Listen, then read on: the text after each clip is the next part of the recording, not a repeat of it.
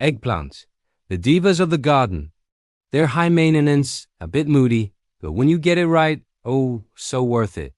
Have you ever tried to grow them, only to end up with a plant that's all leaves and no fruit? Or maybe you've harvested something that looks more like a sad, wrinkled balloon than a glossy, delicious eggplant. You're not alone. These purple beauties can be tricky, but I'm here to demystify the process. Stick around for 9 essential steps to growing perfect eggplants, plus some bonus tips and a superhero twist you absolutely won't see coming. By the end of this, you'll be a certified Auber genius. First things first, you have to choose your variety. Think of it like casting the lead role in your garden's blockbuster movie. Are you going for the classic, big and bold black beauty, perfect for eggplant parm? Or maybe the slender, mysterious Ichiban, which is amazing in stir-fries? Then there's the gorgeous, striped Rosa Bianca, a mild and creamy Italian heirloom that's incredible when grilled. Each one has its own personality and flavor profile. Take a moment to think about what you love to cook. Remember, choose wisely. Your entire stir-fry and your garden's reputation depends on it. Now, let's talk about getting started. Eggplants love the heat, so unless you live in a tropical paradise, you'll need to start your seeds indoors. We're talking about 6 to 8 weeks before your last expected frost date. Think of it as giving them a head start in a cozy, warm nursery. They need consistently warm soil to germinate, ideally between 75 and 85 degrees Fahrenheit. A heat mat under your seed trays is your best friend here. It's like a spa day for your seeds, encouraging them to wake up and get growing. You're basically creating the eggplant's perfect comfort zone. And let's be honest, that sounds like a pretty nice comfort zone for us too. All right, let's get our hands dirty and prepare the perfect home for our divas. Eggplants are picky about their soil. They demand well-drained, fertile ground that's rich in organic matter. Think fluffy, loamy soil, not heavy, compacted clay. One thing they absolutely cannot stand is having wet feet. Soggy, waterlogged roots are a one-way ticket to an eggplant tantrum, leading to root rot and a very unhappy plant. So, amend your soil with plenty of compost to improve its structure and fertility. If your soil is heavy, adding a bit of sand can help with drainage. Get that soil pH right, somewhere between 6.0 and 6.8. And you've created a 5-star hotel for your future aubergines. Okay, your seedlings are strong, the threat of frost is long gone, and the nights are consistently warm. It's moving day. Time to transplant your little eggplants into the great outdoors. But hold on, don't just shock them by throwing them out there. You need to harden them off first. This means gradually exposing them to outdoor conditions over a week or so. Start with an hour of gentle morning sun, and slowly increase their time outside. When you finally plant them in their permanent spot, give them plenty of personal space. These plants are introverts. They need room to breathe and spread out. Space them about 18 to 24 inches apart. This gives them enough room to grow and, gossip about the other vegetables. Once your eggplants are settled in, it's all about consistent care. Think of yourself as their personal attendant. First, water. They need deep, consistent watering, about 1 to 2 inches per week, especially when they start to flower and produce fruit. Avoid shallow, frequent watering, which encourage weak roots. Next, mulch. A generous layer of straw or wood chips around the base of the plant will help retain moisture, keep the soil cool, and suppress weeds. Finally, support.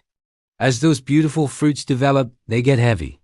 Stake your plants early on to provide the support they'll need to hold up all that delicious ambition. It prevents branches from snapping and keeps the fruit off the ground. Now for a little garden magic pollination. Eggplant flowers are technically self-pollinating, meaning they have both male and female parts. Wind can often do the trick by shaking the pollen from the anther to the stigma. But sometimes, especially in calm weather, or if they're in a greenhouse, they need a little help. Our friendly neighborhood bees are the best matchmakers, buzzing from flower to flower.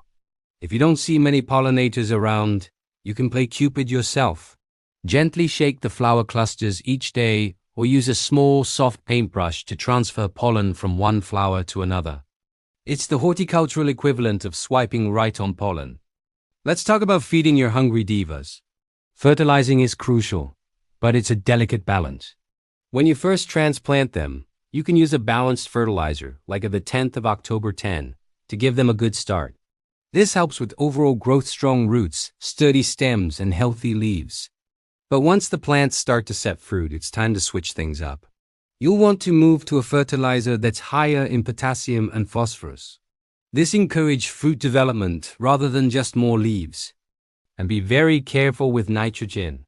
Too much nitrogen will give you a big, gorgeous, leafy plant with absolutely no fruit. It's the ultimate leafy drama, and we're here for the eggplants, not just the foliage. No garden is complete without a few villains, and for eggplants, the number one enemy is the flea beetle. These tiny black insects chew countless small holes in the leaves, making them look like they've been hit with a shotgun blast. You also need to watch out for spider mites and the dreaded tomato hornworm. But fear not, you have a secret weapon. Neem oil is your garden's bodyguard. A regular spray can help deter these pests. Another great defense is using row covers when the plants are young to physically block the beetles. Remember, eggplants seem to attract drama. The key is to be ready for it and act fast. The moment we've all been waiting for, harvest time. So, when is an eggplant ready to pick?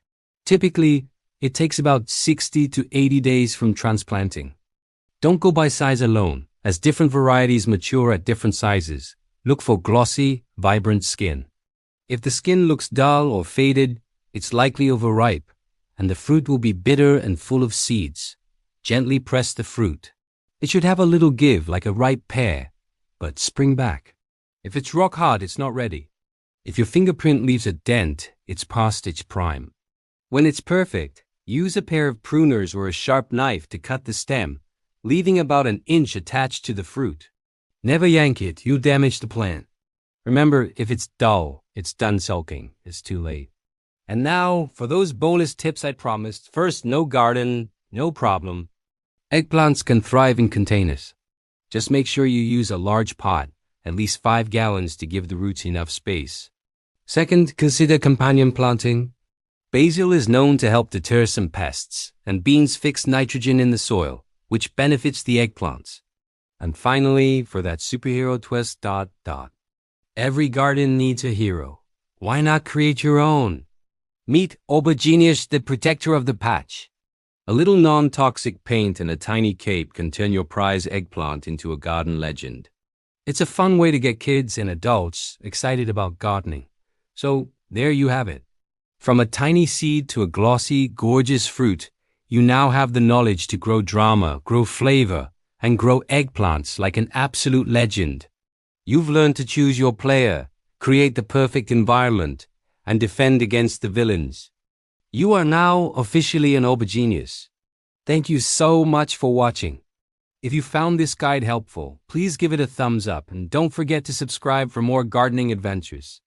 I'd love to hear from you, so drop your favorite eggplant variety or recipe in the comments below. Happy growing!